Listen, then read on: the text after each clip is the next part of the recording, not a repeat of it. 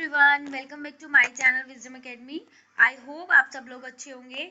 And as you know कि DTPL-SB ने 2023 के एंड में, दिसंबर के भी बिल्कुल 2023 में दिसंबर के भी एंड में वैकेंसीज निकाली थी, लेकिन वो टीचिंग पोस्ट थे, ठीक है, जिसमें DTPL-SB ने PGT, TGT, लाइब्रेरियन एक्सेट्रा इन सारी पोस्ट पर वैकेंसी निकाली थी। वो सारी टीचिंग पोस्ट पर थी, जिनके पेपर हालांकि अभी तक नहीं हुए हैं। मोस्ट ऑफ द उनमें से जो पेपर है अब हो रहे हैं 1.5 साल बाद। 2025 में अभी उनके पेपरों की डेट आई है। तो उस टाइम पे DTPL-SB ने ना नॉन टीचिंग वैकेंसीज नहीं निकाली थी, ठीक है। तो अब नॉन टीचिंग वैकेंसीज एक के बाद एक नोटिफिकेशन आ रहे हैं, अब निकल रहे हैं। तो आप लोग देख सकते हो कि ये जो सारी पोस्ट है अभी DTPL-SB ने निकाली है। इसमें से बस म्यूजिक टीचर और TGT स्पेशल एजुकेटर की वैकेंसी है, जो कि आपकी टीचिंग पोस्ट की है। टीचिंग पोस्ट भी मतलब म्यूजिक और वो TGT वाला स्पेशल एजुकेटर तो नहीं आएंगे टीचिंग पोस्ट में, पर एक टीचर की वैकेंसी जो स्कूल में लगेगी वो आप बोल सकते हो यहाँ पे जो है टीचिंग की है। बाकी सारी वैकेंसी जो है नॉन टीचिंग वैकेंसी है। तो अगर आप इसमें किसी के लिए भी एलिजिबल होते हो तो फॉर्म फिल कर दो। मान लीजिए आप टीचिंग की प्रिपरेशन कर रहे हो, लेकिन जब तक TGT की वैकेंसी नहीं आती, मान लीजिए DTPL-SB PRT की वैकेंसी पिछले 4 साल से नहीं आई है और आप उसकी प्रिपरेशन कर रहे हो, आप एलिजिबल हो, तो अगर आप इनमें से किसी भी पोस्ट के लिए एलिजिबल होते हो तो आप फिल कर दो, क्योंकि कहीं ना कहीं आपको वो कॉमन सिलेबस जो रहता है पार्ट 1 का वो फायदा करने वाला है। पार्ट 1 आप टीचिंग के लिए भी प्रिपेयर करोगे, और जो DTPL-SB में नॉन टीचिंग चाहे कोई भी पोस्ट हो, पार्ट 1 आपका सेम रहता है, ठीक है। तो आपको कहीं ना कहीं यहाँ पे हेल्प मिल जाएगी। तो यहाँ पे आपको ये नोटिफिकेशन जो है मैं लिंक में डाल दूंगी, आप लोग डाउनलोड करके देख सकते हो किस पोस्ट की कितनी वैकेंसी है, किस कैटेगरी की कितनी वैकेंसी है, कौन से ग्रुप में आता है, ठीक है। ग्रुप C और ग्रुप B की ही वैकेंसी है।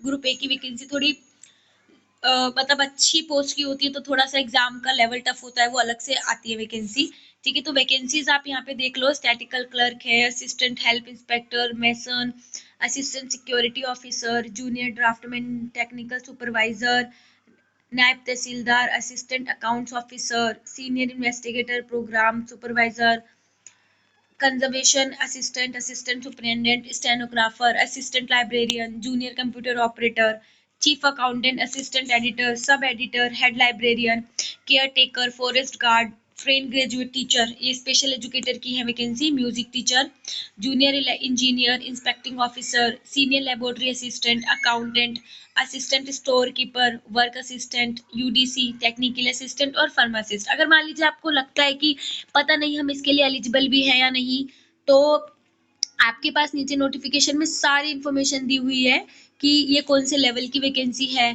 कितनी वैकेंसी है, क्वालिफिकेशन क्या क्या चाहिए, एक्सपीरियंस कितना होना चाहिए, पे स्केल क्या है, ये सारी चीजें आपको दी हुई है।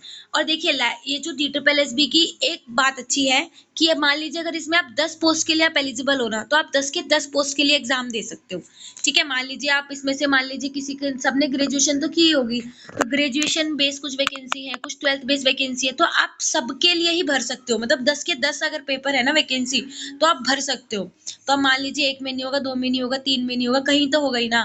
बाकी मान लीजिए आपको 1-1, 2-2 वैकेंसी आपको यहाँ पे दिख रही है, ठीक है। लेट्स सपोज आपको ये 1-1, 2-2 वैकेंसी का पेपर नहीं देना, तो ये जो एक केयर टेकर है, हेड लाइब्रेरियन, फॉरेस्ट गार्ड जो आपको दिख रहा है कि हाँ ये ज्यादा है, इनकी वैकेंसी ज्यादा है, तो आप इनके पेपर के लिए ट्राई कर लो, आप इनका पेपर दे सकते हो, ठीक है। तो it's all up to you. यहाँ पे आपको जितना भी देखना है कि क्या क्या क्वालिफिकेशन है, आप एलिजिबल हो नहीं हो या नहीं, आपको सब यहाँ पे मिल जाएगा।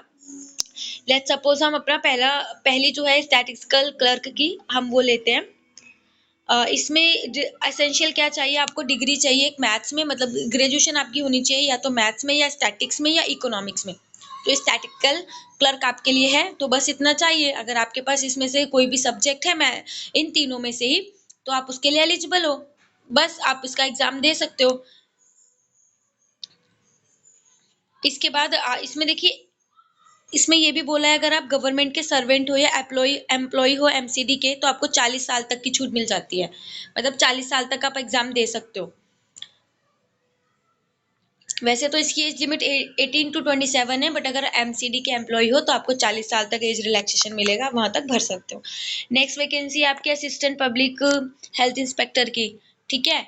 तो इसमें आपको क्या चाहिए, 10th और 12th चाहिए, इसके बाद सैनिटरी इंस्पेक्टर का डिप्लोमा चाहिए। अगर आपके पास है तो आप इसके लिए एलिजिबल हो, आप भर सकते हो।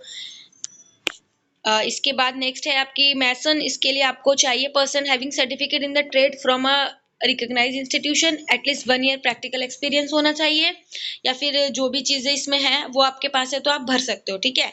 बाकी अगर आप इसमें पर्टिकुलर एक एक पोस्ट का पढ़ने जाओगे ना, तो आपको काफी सारी वैकेंसीज ऐसी मिलेगी जिसके लिए आप एलिजिबल हो। तो अगर आप चाहते हो एग्जाम देना तो आप उसका एग्जाम दे सकते हो, फॉर्म फिल कर सकते हो। मतलब टीचिंग वैकेंसीज का वेट करने से अच्छा है कि अभी आपको जो अपॉर्चुनिटी मिल रही है ना, आपको उसको लेना चाहिए, आपको उसको फॉर्म फिल कर देना चाहिए, ठीक है। इसके अलावा अगर आपको कुछ भी क्वेरीज हो या किसी भी रिलेटेड पूछना हो तो आप वो कमेंट करके पूछ सकते हैं।